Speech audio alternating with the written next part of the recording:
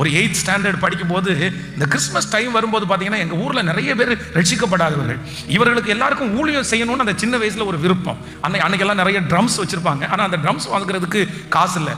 அதனால இந்த பெயிண்ட் டப்பா இருக்கு பாருங்களேன், அந்த பெயிண்ட் டப்பாவுடைய மேலே இருக்கிற அந்த மூடியை மட்டும் கலட்டிட்டு, எங்கள் ஊர் நாகர்கோவில் சைடு, அதனால நிறைய ரப்பர் மரம் இருக்கும். அந்த ரப்பர் மரத்தில் ஒரு தேங்காய் தொட்டி வச்சிருப்பாங்க. அந்த தேங்காய் தொட்டியில் விழுந்த பாலை எடுத்ததுக்கு அப்புறம் திரும்ப அதுக்கு மேலே ஒரு லேயர் ஒன்று ஃபார்ம் ஆகும்.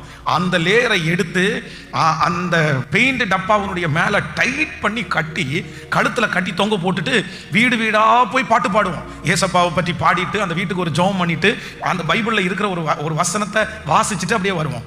எத்தனையோ இடத்துல அவமானங்கள், நிறைய பேர் கிண்டல் பண்ணுவாங்க, நக்கல் பண்ணுவாங்க. ஆனால் அதெல்லாம் ஒரு பெரிய விஷயமாவே எடுக்கிறது இல்லை. சரி, ஆண்டவருக்காக. அப்ப ஆண்டவர் ஒரு நாள் என்னுடைய இருதயத்தில் சொன்னார், அத்தனை பேரும் அன்னைக்கு வெட்கப்பட்டு அமைதியா இருக்கும்போது நீ ஒருத்தன் அப்படி எனக்காக நின்னதுனால அன்னைக்கே உன் நெற்றியில நான் எழுதிட்டேன், உன்னை ஒரு ஊழியக்காரனா நான் மாற்றுவேன்.